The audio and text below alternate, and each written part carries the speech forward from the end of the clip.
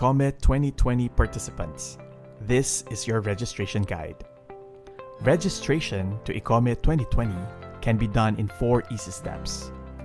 Initially, go to Eventbrite via link or to Eventbrite site at eventbrite.com and search for ICoME and search for ICoME 2020. Sign in or log in. This is how the Eventbrite homepage looks like. To ICoME 2020 can be done in 4 easy steps. Let us proceed to the steps. First, select a date. Second, book your tickets. Third, click register. Encode your contact information such as your first name, last name, and email address in the information boxes and click register.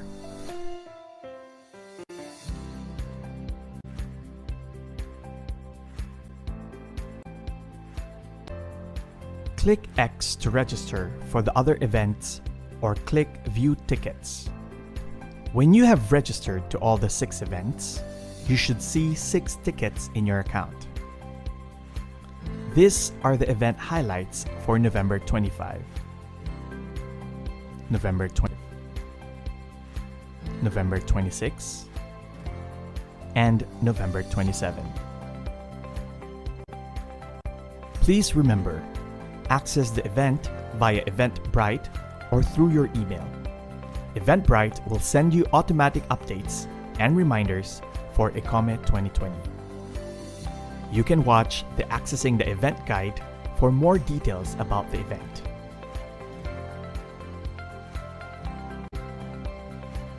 Follow these 4 easy steps and do not forget to enjoy the conference. See you all in ICoME 2020, the International Conference on Multi-Perspectives in Education.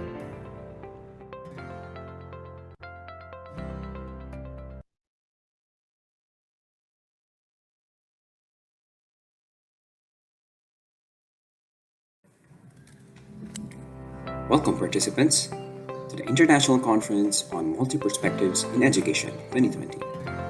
This guide is for accessing the event. First, go to www.eventbrite.com. Next, you have to sign in or log in your account. Third, click Profile. Fourth, click the tickets.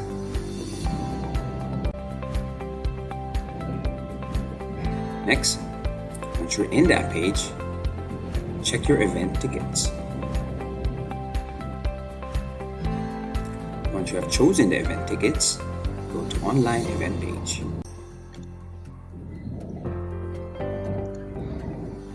This is the online event page. When you are in here, you have 3 options to choose from.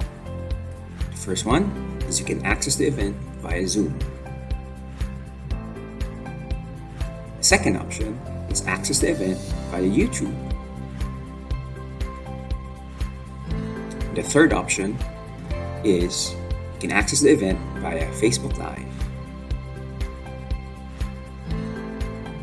Reminders: you are encouraged to join the breakout rooms. We have 5 breakout rooms on hand. Lastly, we encourage everyone to interact with everyone involved in each breakout room. And that is our guide for the International Conference on Multi-Perspectives in Education 2020. See you all virtually.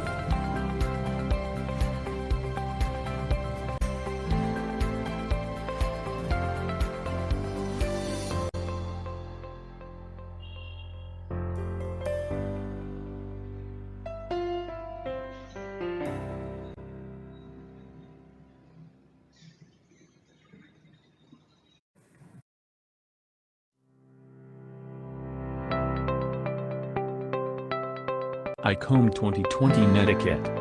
Please come to the sessions promptly, 15 minutes before start. Use chat or Padlet to send questions or engage during the event. This activity is being recorded by FEU for purposes of documenting the conference. Use your registered name to be recognized.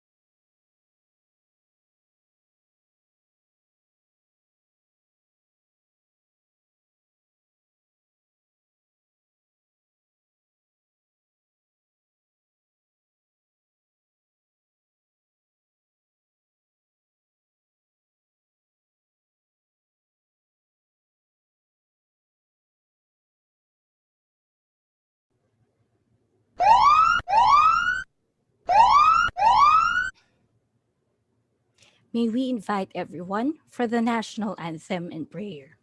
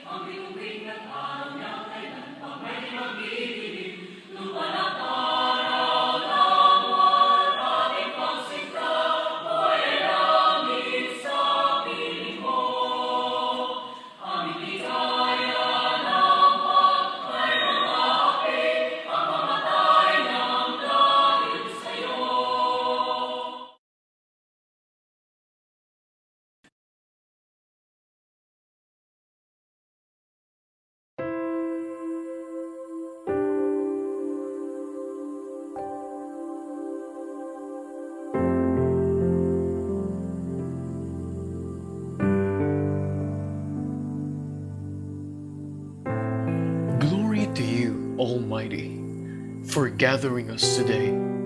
Give us the fortitude to conquer life's challenges so we can excel and be upright in everything that we do. Guide us to be united in diversity, that we may continue to serve and love one another. Amen.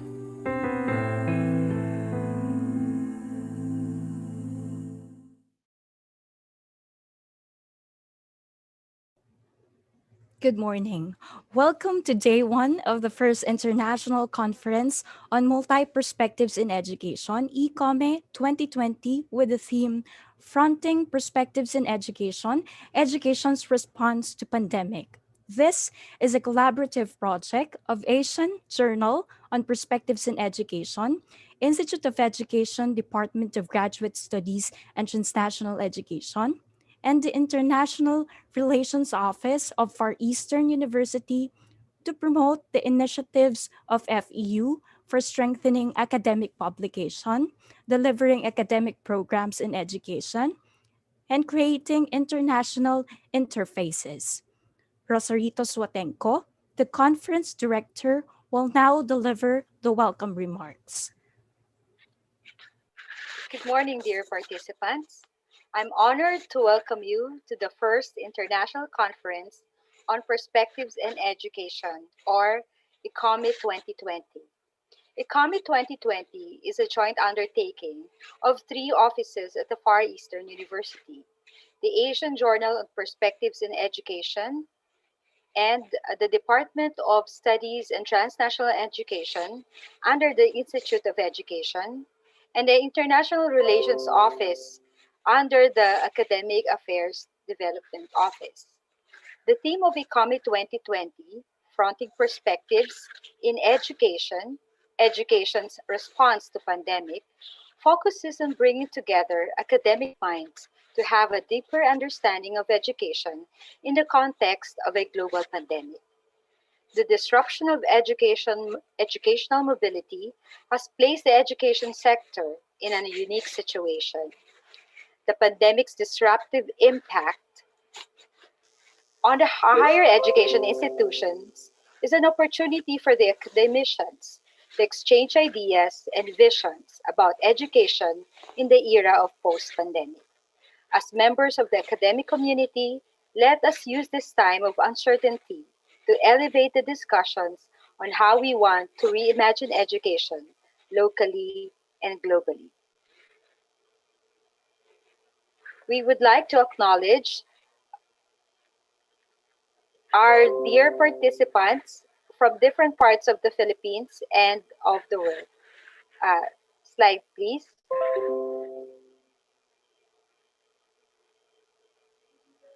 So this is as of a couple days ago. So we have from South Korea, China, India, Pakistan, Malaysia, Indonesia, and the Philippines.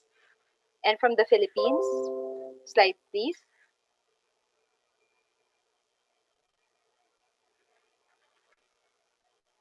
So we have 407 participants from the Philippines. But as of this morning, our numbers our number has increased, and we are already around 700 registered. So we're so happy about the outcome of the registration, and please enjoy this conference, and we welcome you. Thank you. Thank you, Mom Rose. Harold John Colala, Dean of the Institute of Education, will now give his opening message.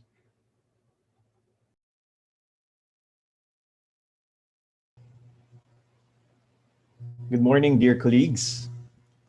I am very pleased to welcome you to the first International Conference on Multi-Perspectives in Education, or as we call it, ICoME 2020.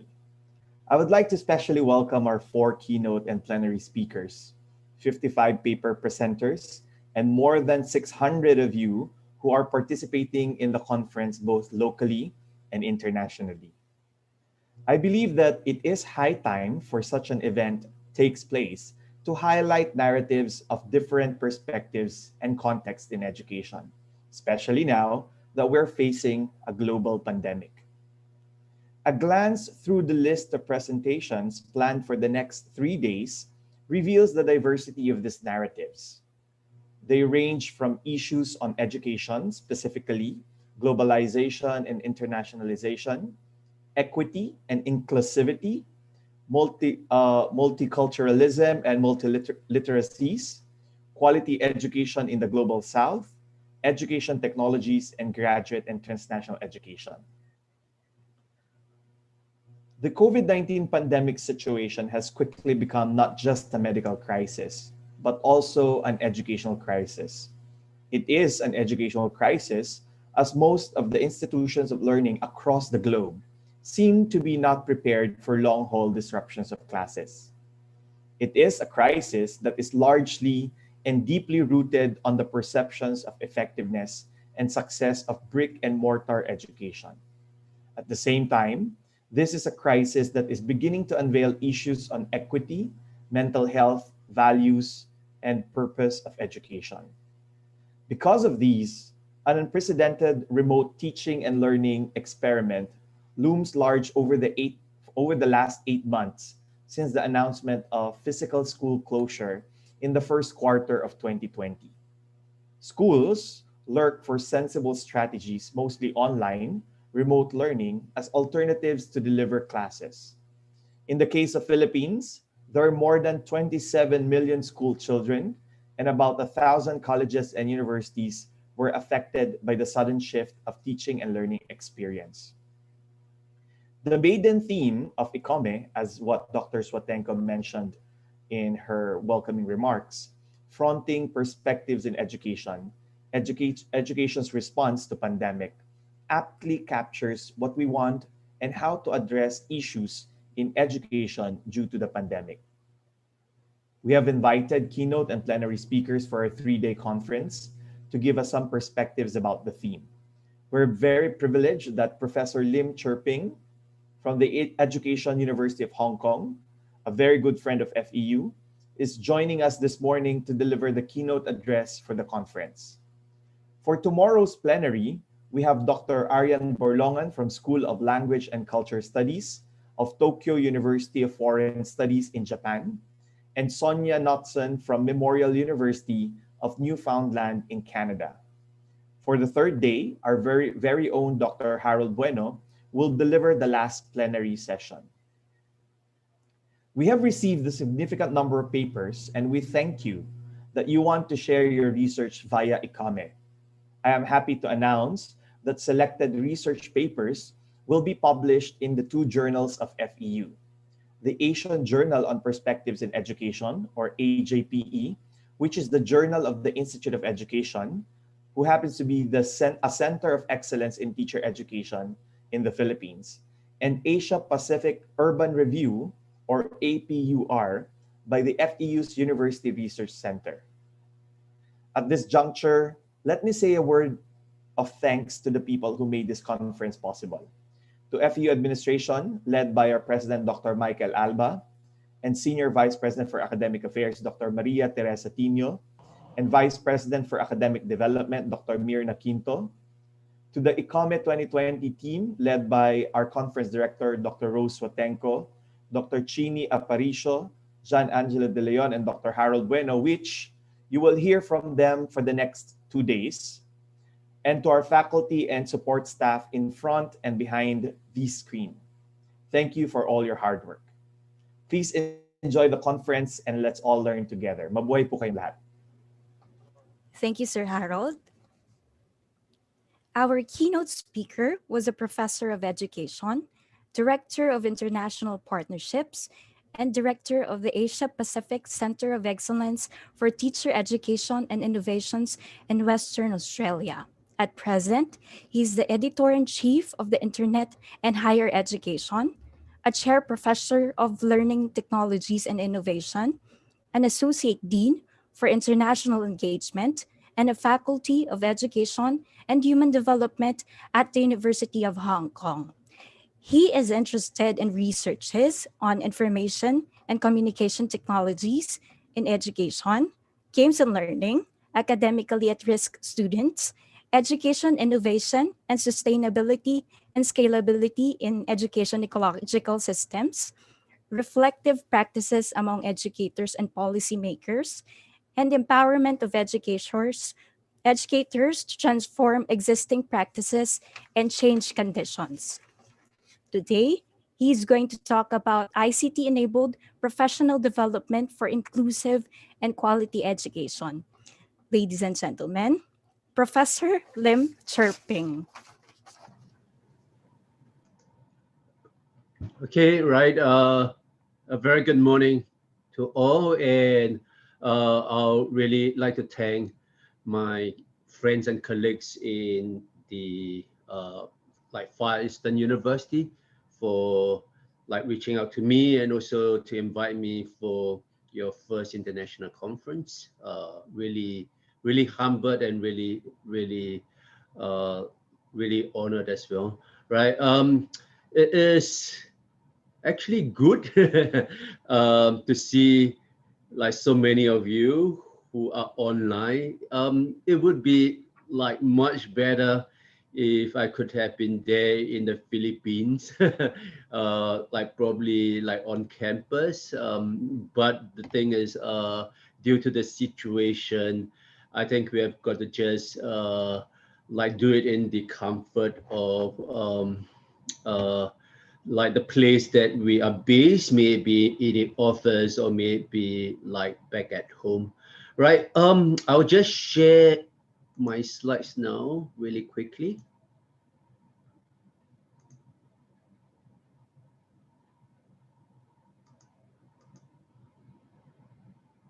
Okay, good. You should be able to see the slides. Yes, no? Good. Right. Okay. As what the MC has actually introduced, I'm from the Education University of Hong Kong. It is quite a new university, given that it only got the full university title back in 2015-16, right?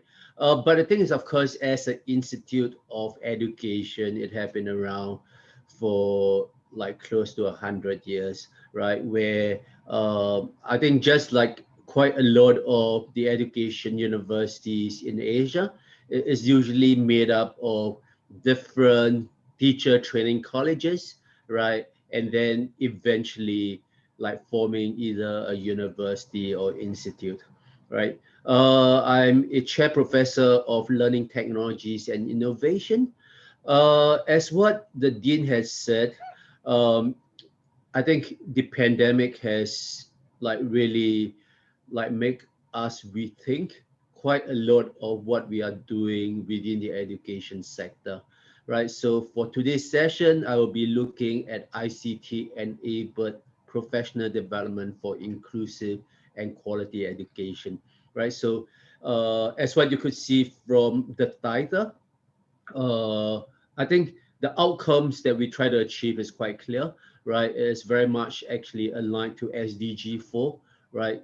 The whole notion of inclusive and quality education, right? But I think is we need to be aware that in order for us to be able to achieve that, the role of the teachers are pivotal, right? And therefore, there's a need for capacity building, right? And in order to be able to reach out to all teachers, right, to build their capacity, at times we have got to consider how could we tap upon technologies in such a way that we are able to ensure that our teachers, regardless of whether you're from the like whether you're from the more urban school, right, or whether you are in the more remote and rural school, that you will still be able to engage in professional development, right?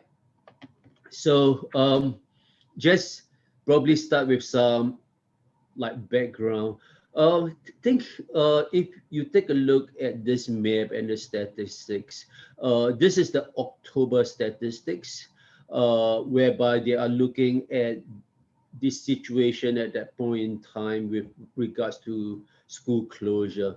So, like more than 9 months after the pandemic, or like after like more than like 9 months that have been branded as a pandemic, right?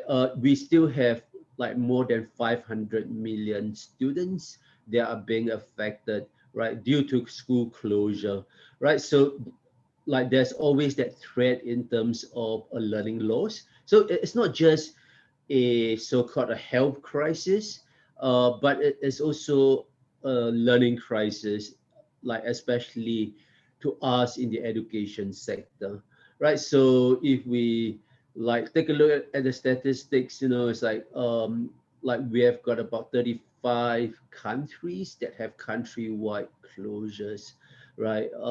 Like very much like the Philippines, um, uh, like the majority of the students are being affected. And when school reopen again, not in the physical sense, right? There's always that threat in terms of students who could not actually engage in learning due to the lack of access to the internet or due to the lack of access to the devices.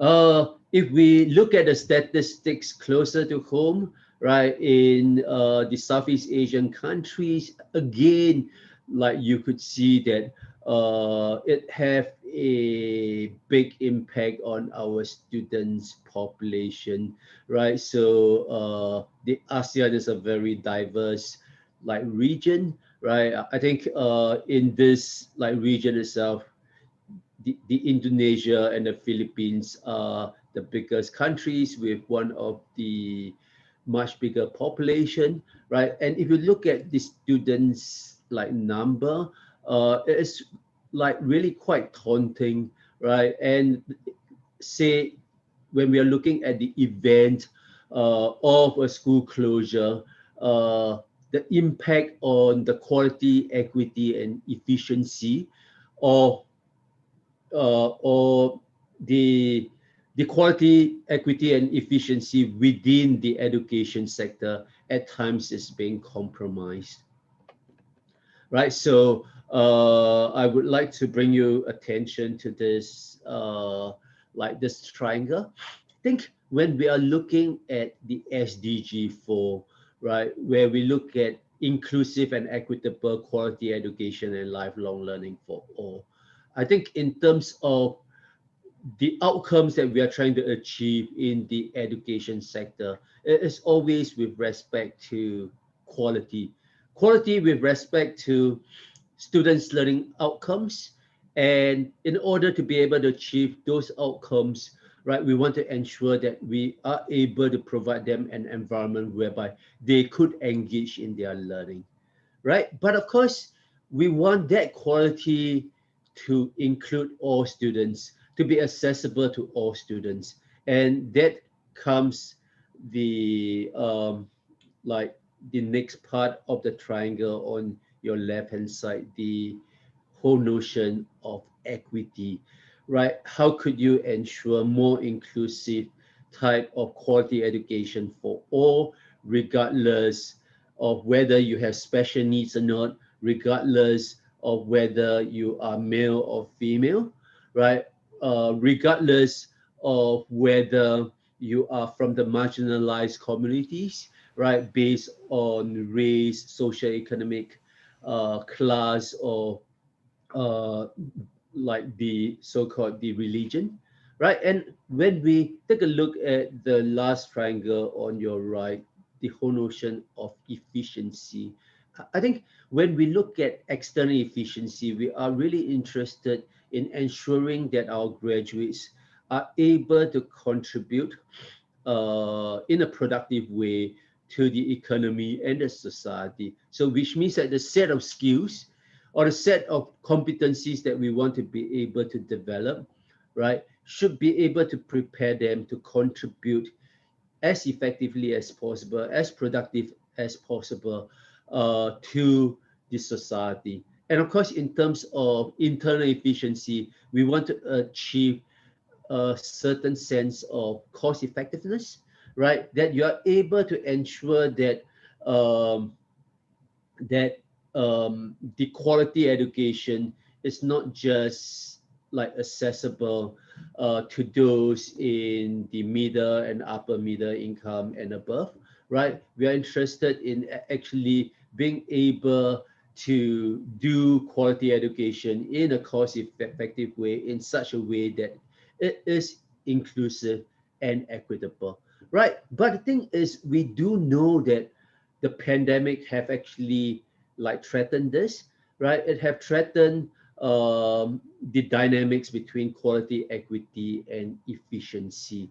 Yes, it is like these three issues are issues that we already faced pre-pandemic, right? And I think you could see governments making a great effort trying to be able to ensure that we are able to achieve quality without compromising equity and efficiency at the same time, right? Trying to be able to address that tension between quality, equity, and efficiency, right? But I think at times when we actually look at the pandemic, the whole notion of it being not just a health crisis but a learning crisis, right? There are threats to some of the good work that governments have done, right? Because if we really look at the impacts of the pandemic on equity, quality, and efficiency, you could see school closure, right? And I think in a lot of countries, when we are talking about school closure, it's just the physical school closure, right? So teaching and learning are still taking place, except that teaching and learning are taking place in the remote sense, right? So it is usually done remotely, either with high tech or low tech, right? And when we are looking at these impacts that I have listed here, it's not just impacts in the developing countries, right? But the thing is, we are actually like seeing this, like this impacts in terms of equity, quality, and efficiency, also in the more developed countries, right? Right. So if we look at the first point, the limited access to infrastructure, devices, and resources, I am quite sure that that is something that you could relate to, right? It need not be just like the urban and and the rural remote type of divide, right? But even within the urban like regions or like big cities, there's still that divide between different social economic groups, right? Who might lack access, especially to devices and resources, right? Where they are not able to access the internet, even if they have the devices, right? Or even if they have the devices may not actually allow them to access some of the teaching and learning resources that the teachers have actually put it up. Um, the second point, the lack of teaching materials tailored to students from vulnerable groups. think we are seeing quite a lot of this, especially with respect to students with special learning needs, right? So again, when they are in school, they might have access to some of the resources, right? That may be supporting them in their learning, but yet when they are expected to be at home, they may not have access to those resources, right? They may not have like those access to the teaching and learning materials that they could use uh, in the remote sense in their home. Okay, the third point, the lack of support to vulnerable students and their families. I have spoken actually quite a lot about like this with respect to infrastructure, devices, and resources, right? But I think it's when we are looking at the support itself to vulnerable students or students from the vulnerable groups, right? It like it actually includes one whole range, right? From the lack of support in terms of when we are looking across Southeast Asian countries, quite a number of Southeast Asian countries have the school meal program, right? So, like students who go to school from a particular socio-economic group, they could have access to either breakfast or lunch. So again, when schools are closed, right, like this group of students do not have access to the meals, right? They may not have access to the food vouchers, right? And like quite often, it's not just an education sector issue, right? It's also a social welfare issue as well, right? So again, if they do, if they do not have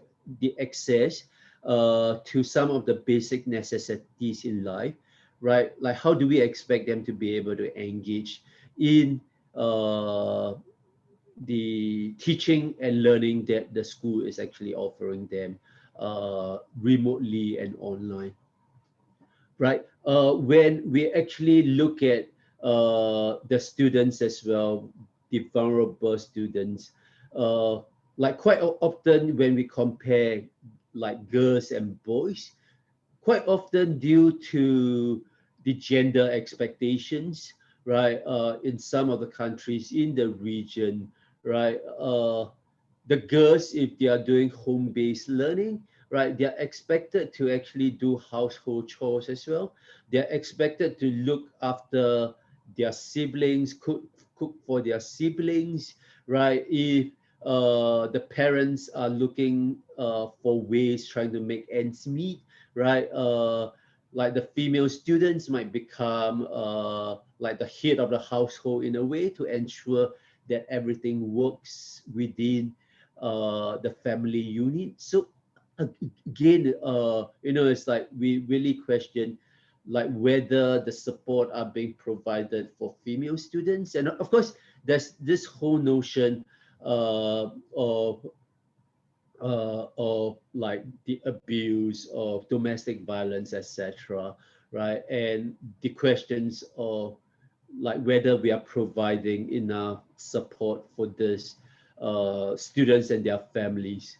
Uh, I think one big impact of the pandemic is really the assessment, right? You could see high stake examinations from the Cambridge like GCA levels, right through to the IB program, right through to national examinations, either being cancelled or postponed, right? So again, I think there's a need for us to start thinking through, right? What are the alternative modes of assessment? Do all us or like do all assessments need to be summative in nature, right? Do all assessment that are summative in nature needs to be an examination, right? So those are the questions that we constantly ask. And of course, the last point is quite crucial with respect to the efficiency part.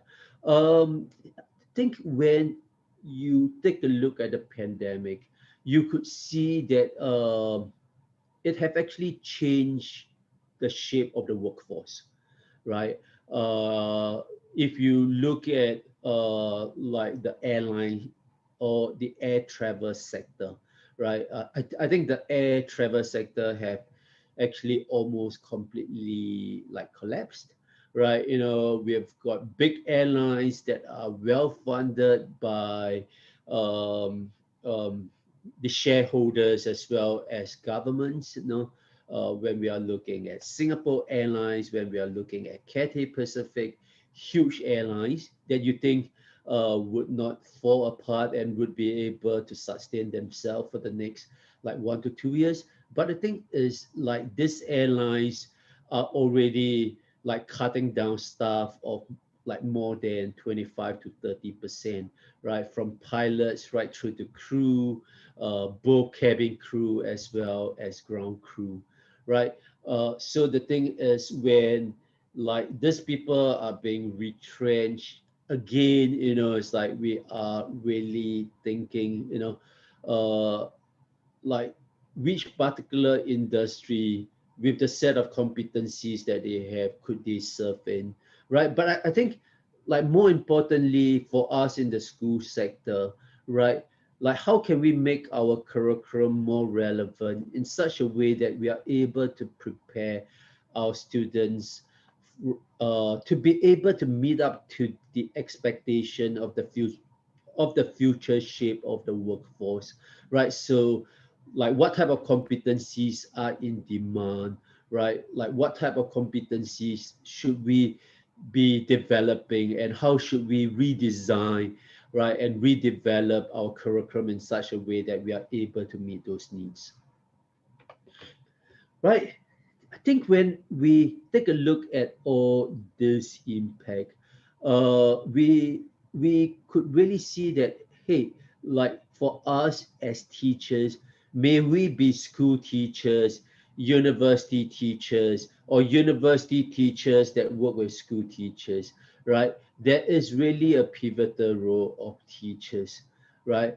And especially when we start to move towards remote teaching and learning, right? Maybe online, maybe using SMS on a mobile phone, maybe using the telephone to call, right? Or maybe like sending your students books and worksheets in hard copies for them to complete, right? There is definitely a pivotal role of teachers. And like that is something that we already know pre-pandemic, right?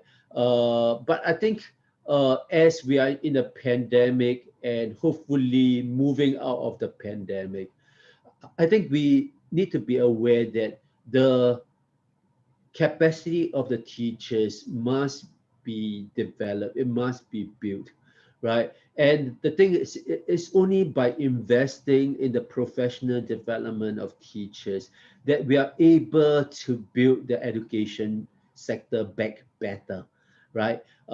And like that is what we would really want to achieve. And like this would be what this session would really be about, right? To examine how ICT enabled inclusive and quality teacher professional development could be designed to develop teacher competencies for remote and blended teaching and learning, right? So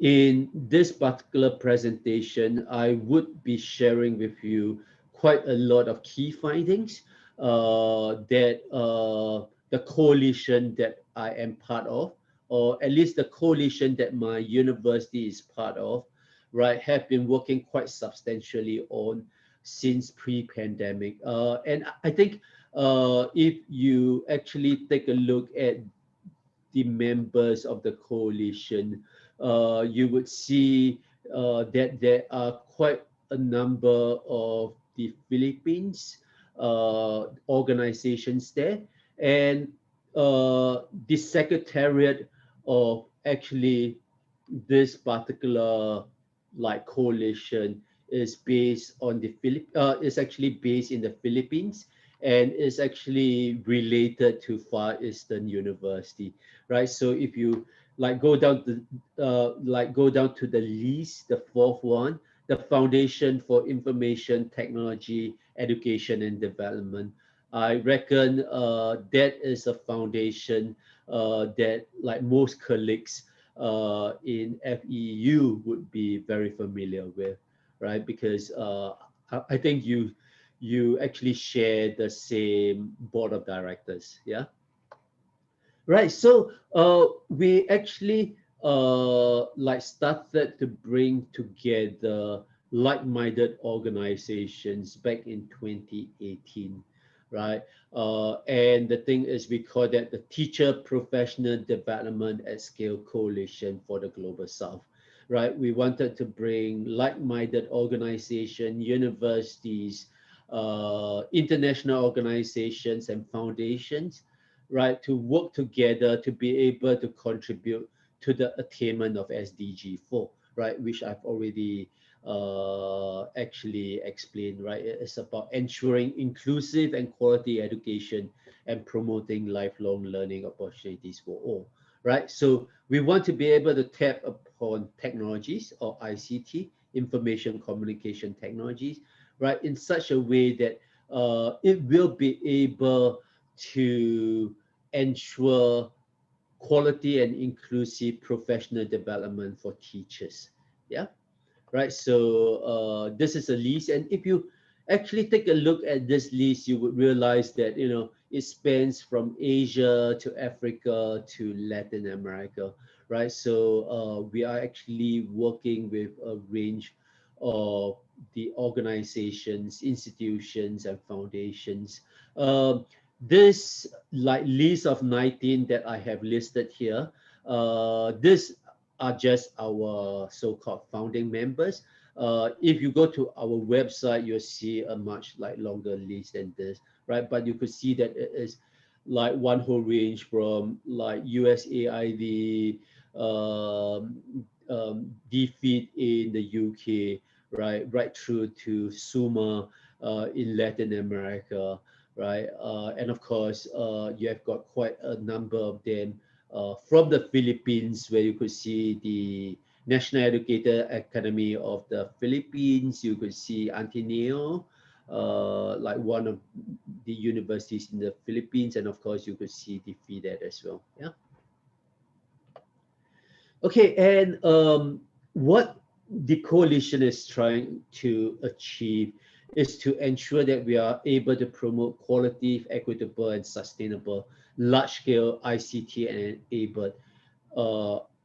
ICT-enabled teacher professional development, right? And we want to be doing it through collaboration, through research, and from implementation support, right? So we are working very closely with governments, right? So I would share with you like an example in the Philippines, whereby the FIDET is actually working very closely with the Department of Education in the Philippines, right, to run like the ELLN, which is the Early Literacy and Numeracy program in the Philippines.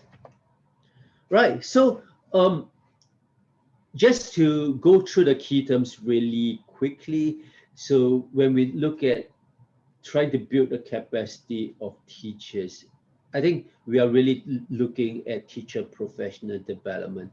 It may be formal, it may be informal, but it is about trying to develop the set of competencies in our teachers so that they are able to deliver quality teaching and learning for our students. Right. So teacher professional development is always done with the main beneficiaries of our students in mind, right? To be able to deliver the curriculum in such a way that the students are able to achieve the expected learning outcomes of the curriculum, right? So when we look at TPD, it's very much about activities that develop the individual's competencies as a teacher, right? It may be formal, it may be informal, but quite often it is long term. It's not just a one-off workshop, right? It can be months, it can be years, and quite often we would be looking at teacher professional development as a lifelong process or lifelong learning process of the teachers, right? And the thing is, we know through literature that for TPD to be effective, it must be content focused, it must be active, right? There must be coaching and expert feedback. There must be reflection, there must be collaboration, and it must be done over a sustained period of time, right? But the thing is, what we want to be able to do is we want to be able to do it at scale. Yes, it is quite straightforward to achieve effective TPD if you are working with just 10 teachers in a school, right? Or 20 teachers in a school, right? But if you are going to be working with, just like in the case of the Philippines, if you're trying to like if you're trying to work with 360,000 early literacy and numeracy teachers in schools, that is scale, right? So the questions that we always actually ask ourselves is, how do you ensure scale and quality at the same time, right? So if we look at the definition of scale, uh, it must include large numbers, right? But the thing is, we know that quite often, if it's just based on face-to-face professional development, sometimes we're not able to achieve that skill, right? Because we may not be able to reach out to some of the teachers in the more remote and rural schools, right? So again, like, how do we achieve skill, right? So if you actually take a look at TPD at scale, the at actually implies ICT enabled, right? So we are actually looking at how we could be using ICT in such a way that it is able to achieve scale to deliver effective teacher professional development so that it is able to meet up and address the challenges in the global south, right? And by doing so, we hope to achieve the triangle on the right about enhancing quality, improving equity, and enhancing efficiency, right? So that is what we are trying to be able to do for the TPD at Scale Coalition. Okay, and I think through the coalition, we want to be able to ensure that what we are able to do is to be able to influence policies and practice and eventually be able to address um, and like to be eventually to be able to meet the needs of the students in terms of the students' learning engagement and outcomes. Okay, I have like I have given you the situation of the pandemic as a learning crisis, the impact on quality, equity, and efficiency. I have highlighted the importance of the role of the teacher, right? I've shared with you about the coalition and what we are trying to achieve. Okay, what I'm going to share with you now is how TPD at scale have been done in different countries, right? Based on like research that the TPD at Scale Secretariat have been conducting over the last 1 year. I think the first example is a very straightforward example that was started out by Peking University, one of the top universities in Asia, right? Where they came out with a massive open online or a set of massive open online courses that are available for in-service teachers, trying to be able to reach out to the teachers in the rural schools to ensure that they continue to be engaged in the teacher professional development, right? So they actually like develop MOOCs, right? And then after that, they implement it, and the teachers are supposed to work on it like independently. right? And the interactions are all within the MOOCs. But what is interesting is when they first started in 2016, that was the intention. But over the months, they realized that teachers start to, like teachers that are doing the MOOCs, they start to have a lot of interactions outside the MOOC, right? They set up their own professional learning communities within their schools, across schools, within the province, across provinces, right? And interact and exchange and reflect upon what they have done, right? Through the different Chinese social media, or like just for example, like using WeChat, right? Where they actually interacted with each other, right? So what the Peking University X Learning Center have done now is actually to build in formally the professional learning community part, right? Whereby teachers could exchange and share, right? Both in a face-to-face situation and also like virtually, right? And the thing is, we know that that is quite crucial. That teachers need the support, they need a community, they need their peers, they need mentors to be working with them to be able to build their competencies, right? So this is in like China. The next two example that I'm going to actually give you is in like in India, right?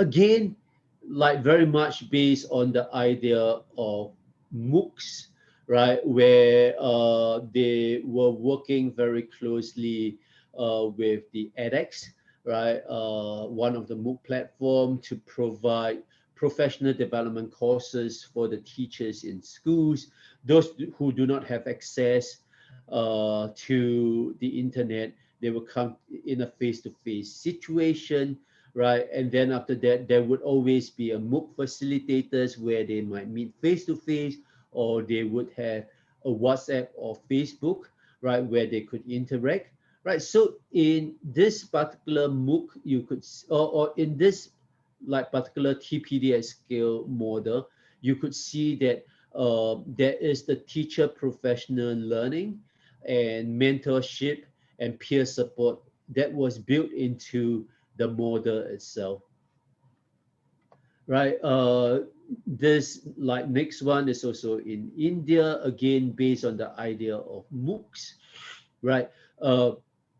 Whereby the teachers first come together face to face in 1 to 2 sessions. Eventually, they go and work on it independently. The difference between this and the previous one is that teachers are expected to apply what they have learned, right? And then go back to their professional learning community to share what they have learned. No, to share what they have learned and what they have applied, right? So there is that reflection and sharing there. Okay.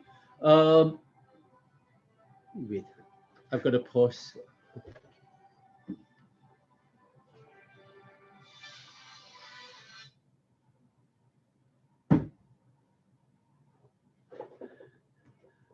Okay, I'm sorry. I didn't know that there was an extra phone in my bag. Right. This one is like really interesting, and it is one of the biggest one that we are working directly in, and it is something that is very close to your home as well, right? It's the ELLN digital, as what you like will know that there was a change, or there was a like an early childhood education curriculum reform in the Philippines, right?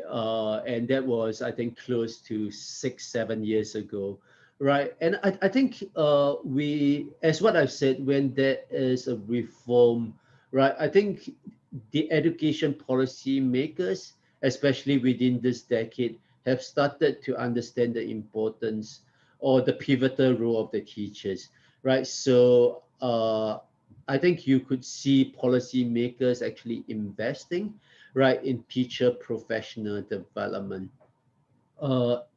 In this case, right, back in 2015, 14, 15, right? The USAID actually like funded the pilot of this particular teacher professional development. Okay, unlike the massive open online courses, uh, I think what the funder was actually aware of is that most teachers would not have access to the internet, right? So what they did was they did a offline courseware that is made available to all teachers to actually work through the courseware themselves, but eventually they would come together in what we call the learning action cell, where they would share what they have learned, and they're always expected to apply what they have learned in the classroom and go back to the learning action cell to share, right? And the learning action cell is always facilitated by what we call a leg facilitator, right? That is from the district education office, right? And uh, when we first started this, it was twice a month, but they realized it was a bit too much. Now it's only done like once a month, right? Whereby they would be sharing it at their learning action cell level, right? Quite often made up of between 6 to 10 teachers, depending on the size of the school or depending on the schools that are close to each other, right? So in this case, there is that professional learning community there, right? So this was the intervention in the Philippines. As what I said, it started out as a pilot study. Eventually now, right, it is being like taken over by the Department of Education in the Philippines, right? And it is supposed to be like rolled out to more than 360,000 teachers in the early childhood education sector. Okay, and think if you take a look at like some of the explanation here, right, you could see that when we first started out, we are aware of the assisting cascade model, which usually like which usually does not work that well because quite often the master teachers may not have the capacity to actually work very closely with the teachers in schools. And at times, when you look at a cascade model, the quality of the teacher professional development become diluted, right, when it cascade from one level to the next one, right? So like what we did was we first piloted it, we did an evaluation of it, right? Presented it to the debate, right? And eventually debate as well as VDET, right? The foundation that is actually associated with the FEU, right? Like started doing a phase approach of scaling up to all schools, right? So this was our pilot blended learning model, right? It was just reaching out to 4,000 teachers, but then we were able to capture the impact of such a model on the teacher competencies, as well as to a certain extent, the impact on the students' learning outcomes, right? And this is the model that we are using right now, right? Based on the pilot, right? Now what we are trying to be doing is to be able to reach out to all 35,000 schools and more than 300,000 teachers, right? So this is still in progress, but of course, due to the pandemic, this has been held back quite substantially. This is the other big project that we are working in. As what I've said, um, we are actually working with like quite a number of the bigger countries in Southeast Asia, right? The first example that I show you was the Philippines. This one is in the Indonesia, where we are trying to be able to not reach out to all 3 million teachers in the Philippines, in the Indonesia, right? But to be able to start reaching out in a larger scale, right, to teachers, especially those in the remote and rural area, right?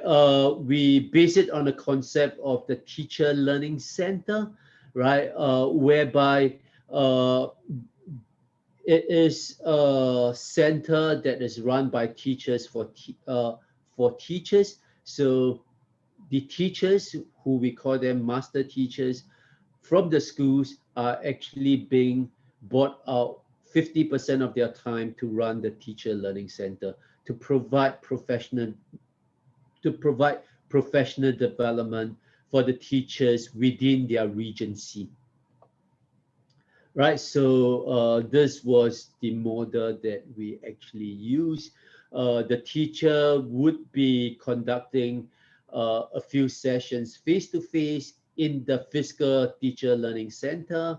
I think now they are relying more on Schoology, given that now all the teacher professional development in many parts of Indonesia are being done virtually. But again, there is always that professional learning community there, right? That will be supporting the learning process and how the learning itself is being applied in the classroom, right? So you could see a lot of sharing that is being taken place in Telegram, in WhatsApp, in Facebook, etc., right? And the thing is, the teacher learning center is being situated at the regency level. In Indonesia, there are about 520 regencies, right? And the thing is, each regency have between 15,000 to 20,000 teachers, right? So what we are hoping is to be able to ensure that each of these teacher learning center is able to reach out to the 15 to 20,000 teachers within their regency, right? And hopefully by doing that, that could be done with other regencies. At this point, we have just got 10 teacher learning centers, right? It's still quite small, but because the teacher learning centers are all funded by foundations and the private sector at this point, we are hoping that at some point in time, this would be taken up by the national government. Right, so based on all these examples, I think when we look at ICT enabled teacher professional development, right, you could see that the professional learning resources that is produced are really important, right? The curriculum and assessment within the teacher professional development is crucial in ensuring that we are able to articulate the expected professional learning outcomes that the teachers are actually supposed to achieve when they have completed the program. The professional learning community is key. It keeps teachers motivated. It provides the learning support for the teachers as they are working through the learning resources independently. They feel that they are working within a particular community to be able to meet the needs of the students. The role of the facilitators and mentors, I think, within those professional learning communities are quite crucial, right? Again, they might provide some sort of modeling, some sort of coaching for the teachers as they are working through the different modules within the program. Think it is quite crucial that there is that partnership between the different stakeholders, especially with universities, with local government, and the like national government. I think in the Philippines case is really quite blessed, right? That the Department of Education, right, is very engaged in the process of the teacher professional development program at scale.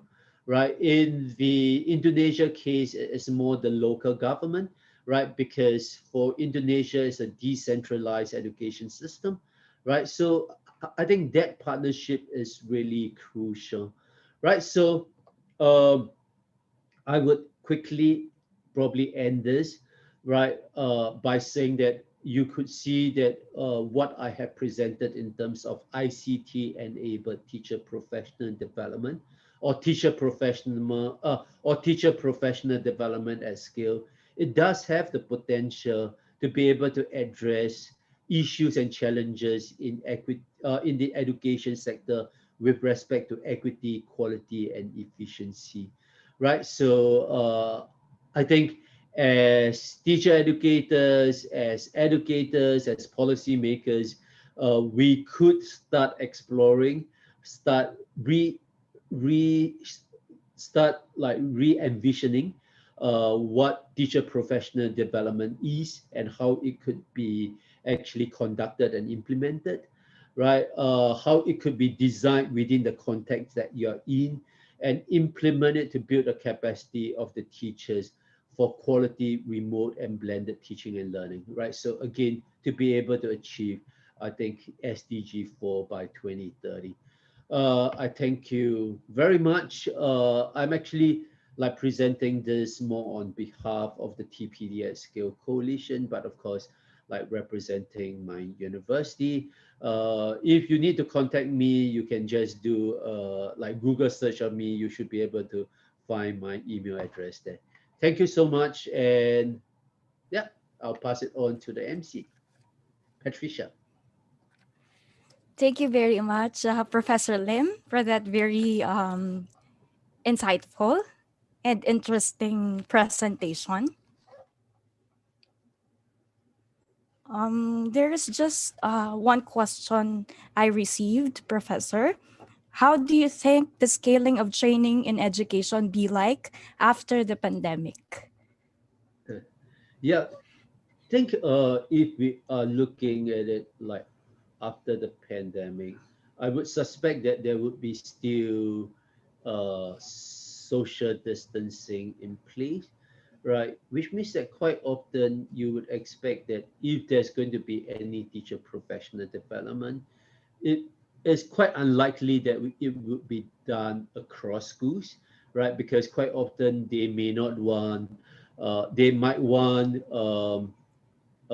there to be some sort of a social distancing whereby teachers from different schools do not mix, right? So I would say that a lot of the teacher professional development would be carried out online and remotely, right? The huge challenge is uh, how do we do it like remotely, especially in schools in the more remote and rural area, right? So again, really like thinking through how could we really tap upon the use of mobile phones or how we could have, let's say, a mobile teacher professional development lab, right? Whereby um, like teachers could be uh, um, like the teachers in the more rural schools will start to have access to some of the devices and internet access through some of these like mobile labs, right?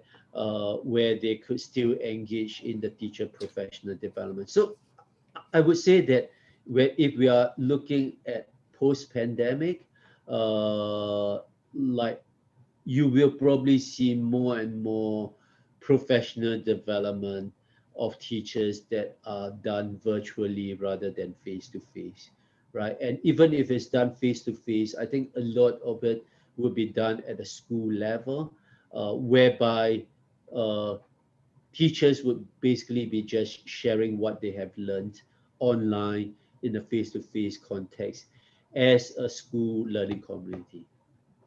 Right. Thank you very much, sir. Another question coming from Dr. Rose. Marginalized students have been compromised because of so many reasons. One of the reasons is verbal or physical bullying they experience from mainstream teachers and students. Do you think mainstream education has failed at promoting equity in education?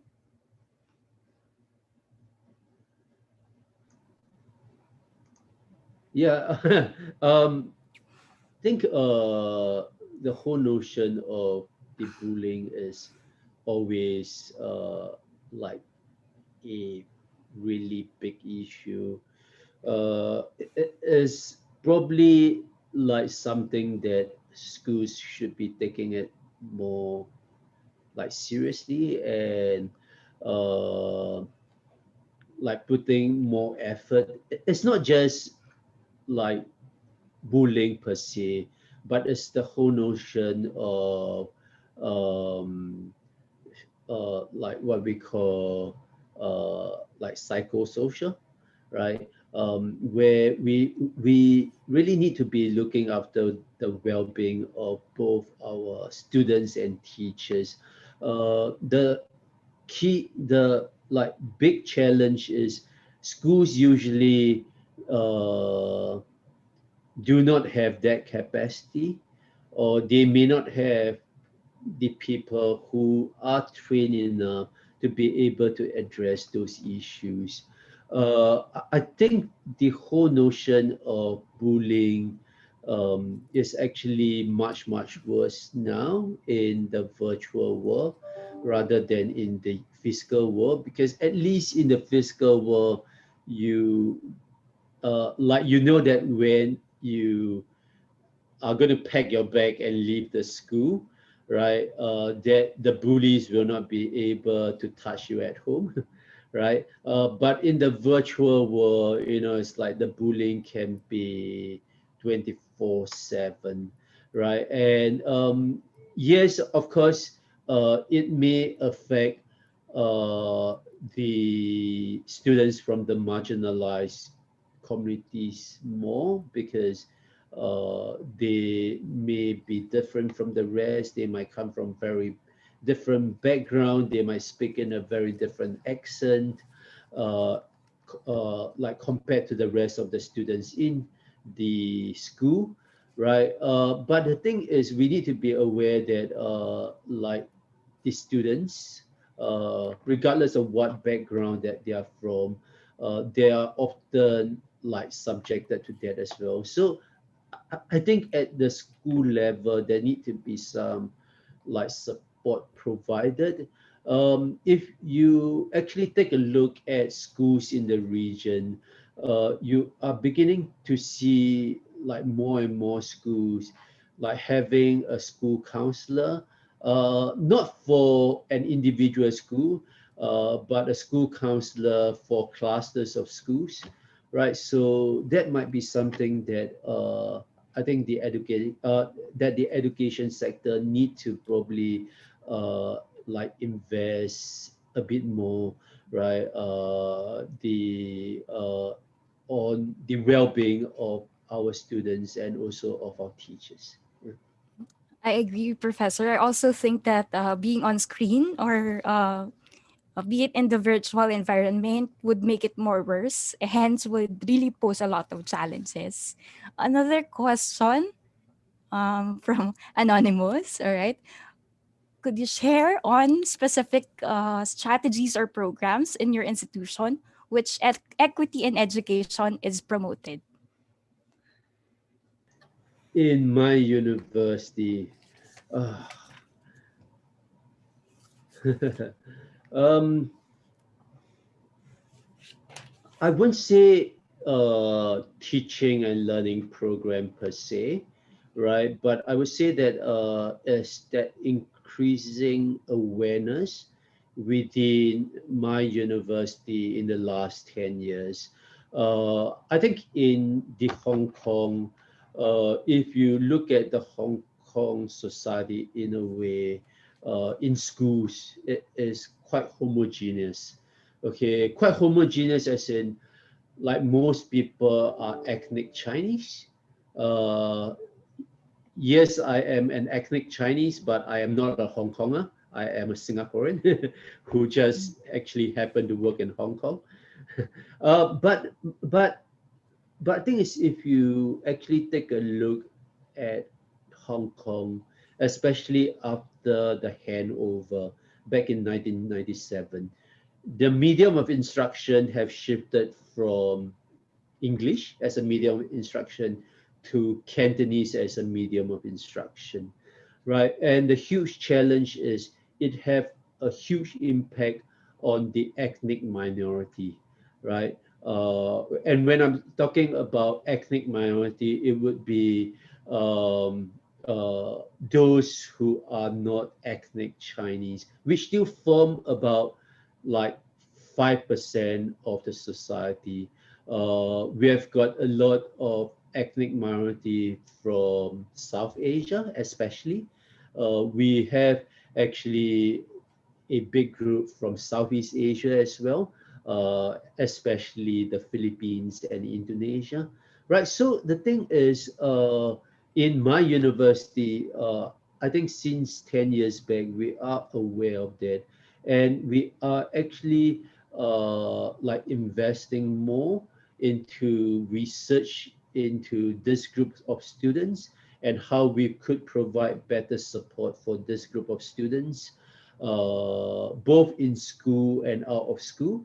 But I think it's not just engage in the research about this group of students and what they do in school and out of school, right? But also to be able to reach out to the community and raise awareness among educators and education policy makers in terms of the equity issues that this group actually face, right? Because quite often, like this group is not just marginalized from the society at times, but they are actually being marginalized from the education system because of the medium of instruction, right? And because from science to math, right, they are all being taught in Chinese, right, which they may not have the competencies to be able to engage in that.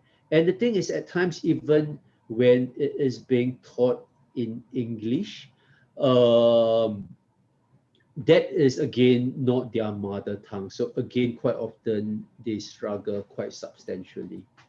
Yeah. Um, think there is a question on the chat as well. If Yes, sir. I may like read out that question is I think kindly someone is, discuss. yeah, sir. Kindly discuss some effective assessment tools that you have used in your classes.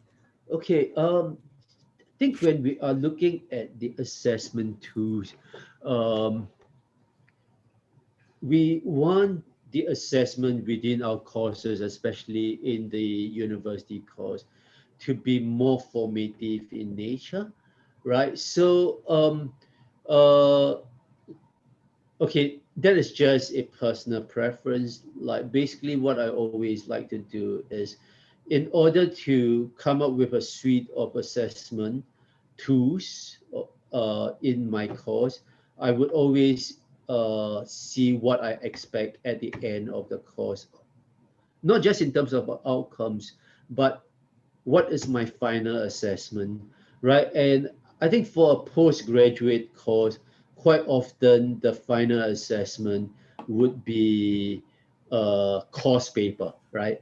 Right? It would be a, say, 2,000, 3,000, 3,500 words essay that they have got to complete, right? Because it's a postgraduate academic course, we want them to engage in academic writing, right? So if that is the summative assessment, then for me as a professor, I'll be asking myself, how do I scaffold my students in such a way that they are able to complete their final assignment, right? So I might allocate 60% of the final mark to the so-called the 3,000 word essay, right? And the other 40%, I'll do it in a formative way, right? So the first assessment might be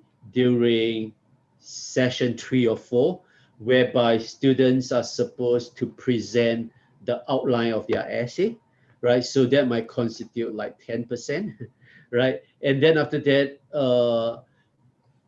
I may have the next assessment as an extended outline, right? An extended outline, they are supposed to upload it onto the discussion forum on the learning management system, right? Whereby they would be allocated marks for doing peer assessment of their so-called classmates or of the rest of the students within their class. So they are supposed to provide one or two feedback, right, of the extended outline of their classmates. So I would not be marking the extended outline, but I would be awarding marks for the feedback that they gave, right? So again, that might constitute 10, 15%, right? And then after that, I might have one more assignment uh, that would actually prepare them to eventually write up the final assignment. So that might be a draft. So again, I might do it as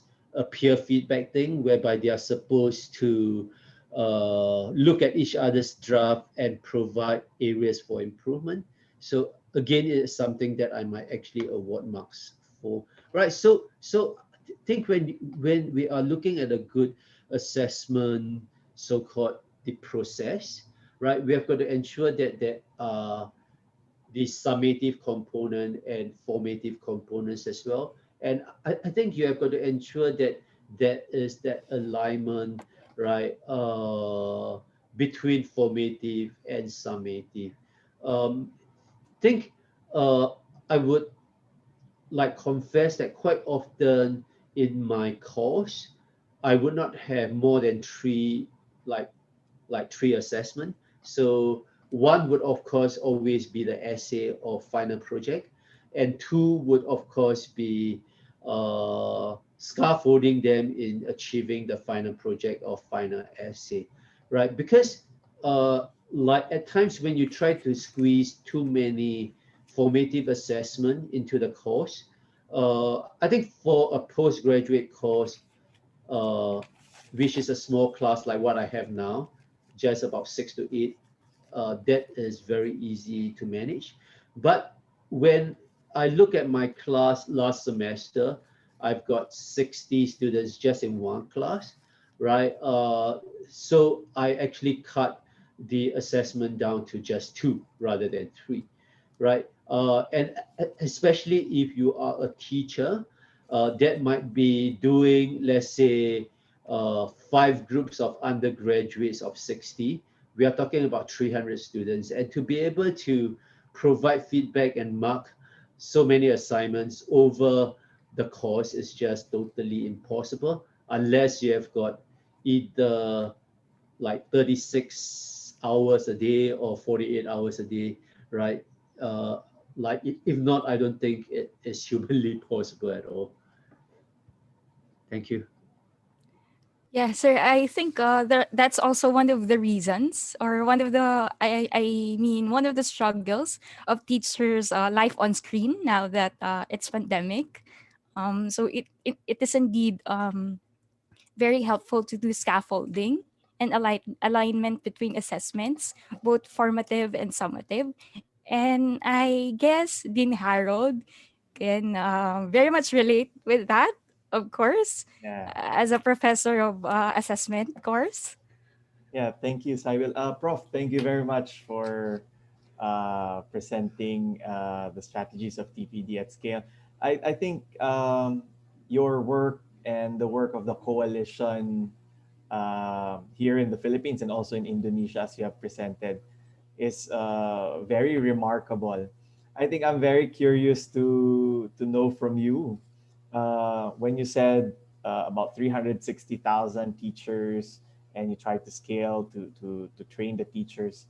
What insights or lessons that you have Mm. gathered from this project or this experience, since you are actually leading one of the leaders of this coalition, and we're very happy that FEU is part of this endeavor. So, what lessons or insights you can share to our audience in this very remarkable project? Yeah, I mean, I would probably say that I am less involved in the Philippines one because there is already like a lead there from the FIDET. um, I am probably more involved in the Indonesia one, right? But I would say that in terms of the TPD at scale, trying to like achieve that scale in teacher professional development, uh, I think like one is you must have a quality product, right? But to have that quality product, you must be very clear what set of competencies are you trying to develop. So to me, in all teacher professional development program, whether it's big or small, I think the starting point would always be what is the competency framework that you're drawing upon? What do you want teachers to be able to develop, right? So for the Indonesia one, it is actually very so-called bottom up, right? Because it is based on the demand of the teachers within that regency, right? So they would ask the math teacher, okay, what set of competencies do you need?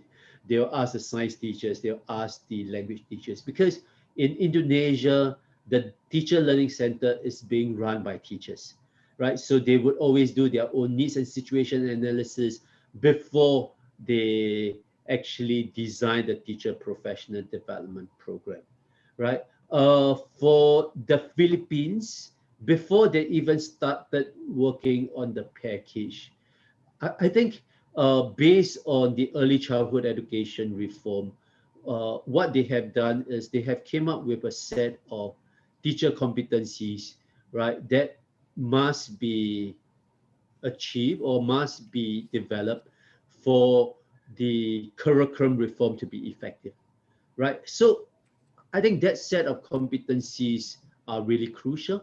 I would say that if we look at Southeast Asia, I would say that uh, like the Philippines are the best in coming up with competencies, right? Mhm. I mean, like just by like looking at um, the type of teachers that have been developed in the Philippines, you could see that it is being done in a very systematic way, right? So I think that set of competencies got to come first before you come up with that quality product, right? And I think like one thing that is always missing in a lot of teacher professional development is the teacher professional learning community, right? How you get teachers to come together to share what they have learned, to feel that they are supported, to feel that they are going through the same experience, right? And I think that is quite important. We are seeing quite a lot of that, like within the school in the physical sense. But the thing is, we are like seeing actually more of that being done in social media, right? Whereby teachers provided each other with support, sharing resources through social media, especially in the case of the Philippines, right? Like using Facebook as a way uh, to form that community. In Indonesia, it is usually Telegram and the Facebook as well, right? So again, that is really crucial, right? And we must be aware that when teachers learn, they must apply as well. They must apply what they have learned, right? And I think that is where the teacher professional learning community comes in, because if they apply what they have learned, they must have a platform to share, right? They must have the peer pressure to say that, hey, you are supposed to apply, right? So I think that is really like crucial, the interplay between applying what they have learned and that professional learning community. And though I might talk about the bottom up, but I think top down is really crucial as well, right? Like the leadership of the school, the leadership of the district, the leadership of the national government. I think that is really crucial. I mean, even in the Philippines, though it is like rolling out to the different like regions, you could see that within regions, some of the districts are more successful than others, and quite a lot actually voice down to leadership of the district, leadership of the school, right? And we need to be aware that you can't just blame the teachers sometimes if like something like does not work. You can't blame the program, right? Like sometimes is the leaders not buying in, the leaders not having the commitment, right, to actually bring through that particular initiative or program. Thank you. All right. We really appreciate your insights on the teacher development part, sir, and most especially on the competencies. All I can say is, well, we are teachers. We must make the impossible possible, right, Professor? All right. Just to remind everybody, we are live streaming on Facebook and YouTube. All right. Okay. Another question. Sir, good morning, Dr. Lim. Do you think that our educational industry will be able to sustain the digital learning environment, such as MOOC, without jeopardizing the quality education? Thank you. Yeah. Yeah. Um, this is quite a tough but yet quite straightforward question. I mean, when we look at the MOOC, uh, the irony with the MOOC or Massive Open Online Course is that the whole idea and the whole movement was actually being uh, being introduced, right, to bring about equity in education, right? That you want, regardless of language, race, religion, or location, right, that you're able to access quality teaching and learning in a particular topic, right? So you could access the best professor in Harvard, right, in Asian history, for example. You're able to access the best professors in Tsinghua University in China, right, in learning about artificial intelligence, right? Which to a certain extent is true, but you are assuming quite a number of things. You're assuming one, the access to infrastructure and devices, which you could argue that more and more people have access to that, right? Okay, two, you are assuming that people have the time, right, to be able to engage in that. They have the space, right? They have the environment to be able to do that. And quite often, a lot of research have shown that usually, if we look at people who engage regularly in MOOCs, they are usually from the more developed countries, one. They are usually from people who are holding on to jobs. Um, um, um, so they are usually from the middle income group, right, rather than the lower social economic group. Okay, three, they are usually English speaking, right? Or they speak one of the main languages, right?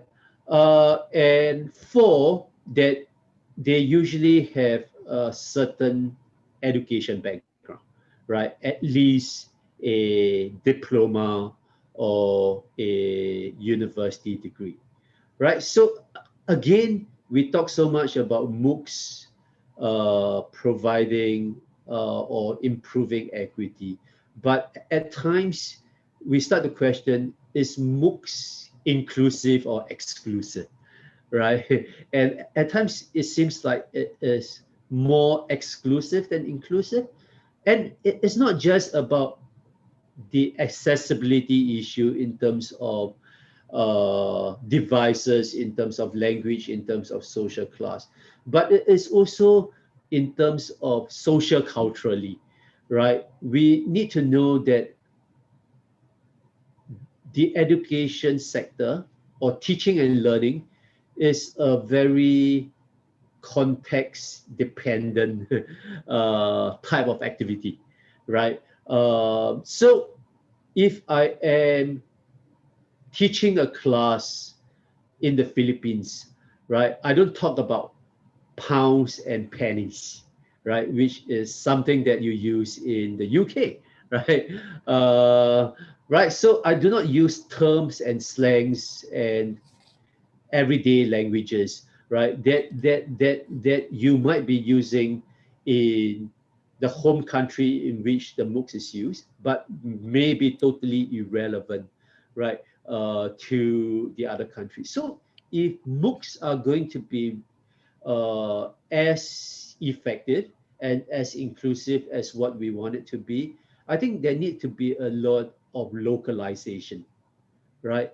The localization need not be done online, right? The localization could always be done in a face-to-face situation, getting students to work through the MOOCs first, and then the teachers then trying to localize some of the issues and some of the terms that the students have gone through the MOOCs, right? Of course, we like to be able to localize the MOOCs uh, in the digital sense to a certain extent.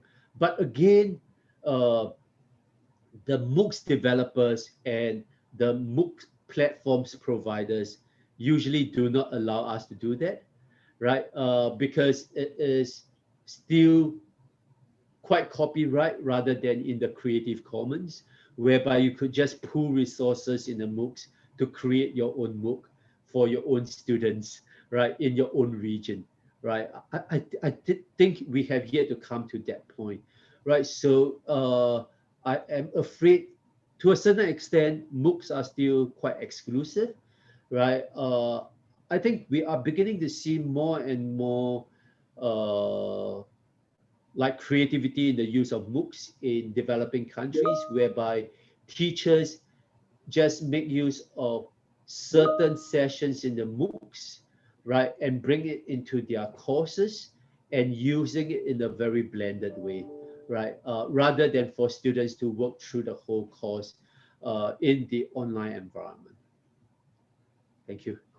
Right. By the way, that question was from Michael Angelo Ranosa.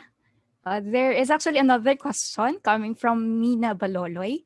Good day, Dr. Lim. Can you share us some actions and encouragement done by your school to support the vulnerable students and families, particularly in the remote area in your country? Thank you. I guess this is very much relevant to question number two a while ago. Mean Would you still it like might to? be, All right, sir. yeah, mean it might be slightly like it might be slightly different. Mean the problem is in Hong Kong and in Singapore. We do not have remote areas, which is quite sad, Mm-mm. right? Okay, we have remote areas, but uh, like basically nobody stay there. They just go there for a hike or go there camping, right? Yeah, but I think when we are looking at vulnerable students or students from vulnerable groups, definitely those from low socioeconomic group is one, right? I think if you look at both Singapore and Hong Kong as a region, um, uh, like we have been distributing devices as well as dongles for internet access to those students from low social economic group, right? there have been instances that is beyond our control, that when uh, the, let's say, foundations or charities try to like donate some of these devices to some of these low socioeconomic families, that some of these families actually like rejected the devices. Okay, not because they wanted to reject the device, right? But because they are afraid that they would damage the device and they'll be asked to pay for the device, right? Or the thing is, at times they don't even have like the enough the electric socket where they could actually charge their device as well. So there have been instances, and the thing is, um, like like no doubt, like we try to provide the devices, but even with the devices, if you are looking at a Hong Kong home, right? Like some of the home probably like less than 100 square feet for the whole family. So again, it's not just about access to device, but it's also the environment not being conducive to the learning. Uh, in countries like Singapore, like Brunei, Malaysia, they have actually opened up the schools for the students to like go back to do the learning. But then again, the whole social distancing thing have got to be well like taken care of. I think if we are looking at central like Manila, that may not be possible because especially during the lockdown period, you can't even like leave your home, right? It's actually a really complex like the issue because uh, it's not just an education sector issue, right? It is a social welfare labor issue as well. Right, thank you very much, sir. We learned a lot from that part. I think this is now the last question from YouTube, from Tech Teacher Rich. What is your advice to teachers who are in some way are afraid to use technology? Yeah, fantastic question. Yeah. Mean, I basically always tell my team because uh, like I have a team that is actually supporting uh, the teachers within my faculty. So about 250 academic and teaching staff full time, and another 120 part time. So we are talking about like supporting about 400 like 400 faculty staff, right? So when the university announced back then in February 2020 this year, right, that all classes are to be online, not a single class should be face to face, right? I think the whole faculty went into the panic mode, right? Because quite a number of them have not used technologies in their entire life, right? Right. So again, like my team that was supporting them, it's quite a small team. It's just uh, like five of them, um, and they're expected to support like 400 staff, right? And in fact, out of the five of them, there are only three full-time staff, right? And the thing is actually what we realize is that whether you have used technologies before or not, it's not it's not the it's not the main concern, right? actually the main concern is whether you are a good teacher, right? And we realize that a good teacher, a really committed teacher, right, regardless of their age, regardless of uh, how adverse they are to technologies, whether they carry a mobile phone or not, right? There is like one uh, one guy in his like late 60s who is a part timer and who is still like carrying like so-called like an analog phone, right? Uh, like he was actually one of the first one that came to us, right, and say, please help me. I want to reach out to my students, right? And it's like this guy within like 1 week, it's like he basically like picked up everything on the learning management system, picked up everything on Zoom, just to ensure that he is prepared when he front his students the following week, right? So then what we realize is like a teacher who is a good and committed one, regardless of your set of competencies, you always would be thinking about the welfare of your students, right? And the thing is, you would always uh, be pushing yourself to the next level, right? To ensure that you're able to engage your students, right? Of course, what we did was when he first started out his first 3 classes, we did not leave him to drown, right? So when he logged in, actually one of my team members was with him online, right, to ensure that this guy would be provided with the support if he actually needs that support. And we actually did that to a couple of staff, right? So like good teachers, regardless of whether they are technophobia, I think that is not the key thing. When they are expected to do remote and online teaching and learning, it's like quite often they come up with a A star, right? Right? If you have actually seen him teaching now, you would have never known that, at the beginning of this year, he knows nothing about nothing. Thank you. Yes, sir. At the end of the day, it's not about the generation problem nor the technological gap or generation gap as well, but it's about the willingness of the teacher. As you quoted, a good teacher should face all of the barriers. Thank you very much again, Professor.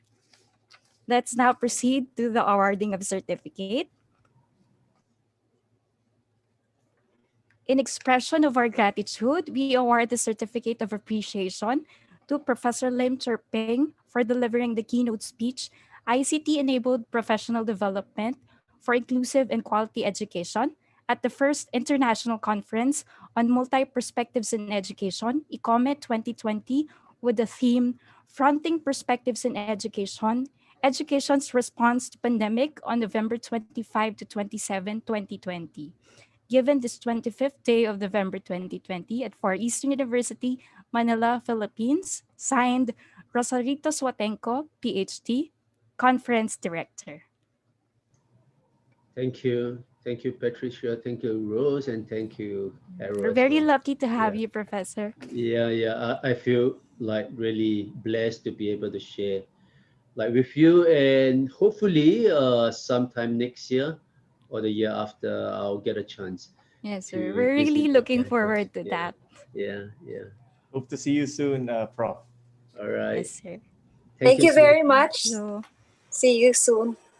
Thank you. Bye bye.